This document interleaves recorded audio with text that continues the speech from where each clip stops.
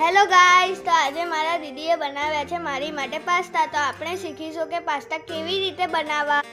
તો સૌ પ્રથમ આપણે પાસ્તામાં પાણી લઈને તેને બાફવા મૂકી દીધા છે. હવે ડુંગળી, કોથમીર અને મરચાંને કટ કરી દીધા. તો તમે બીજા વેજીસ બી લઈ શકો છો. હવે ઓઇલમાં જીરું મેં થોડુંક એડ કર્યું હતું અને આ બધા વેજીસને તમારે થોડાક સોટે થવા દેવાના છે. હવે આમાં તમે બીજા મસાલા પણ એડ કરી શકો છો. ત્યાં સુધી આપણા પાસ્તા બફાઈ ગયા હતા. હવે મેં તેમાં Schezwan chutney, red chilli sauce, green chilli sauce અને સોયા સોસ એડ કર્યો હતો. તમે બીજા મસાલા પણ એડ કરી શકો છો. તમારી મનપસંદના સોસીસ બી તમે તમારી મરજી પ્રમાણે એડ કરી શકો છો.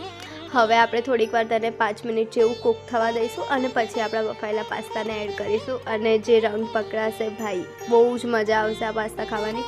અને કોથમીર અને મેં અહીંયા મારી પસંદનું ચીઝ એડ કર્યું હતું. તો તમને ચીઝવાળા પાસ્તા પસંદ છે તો તમે એ પણ એડ કરી શકો છો. સર્વ કરીશું, એન્જોય કરીશું, ખાઈશું. બાય.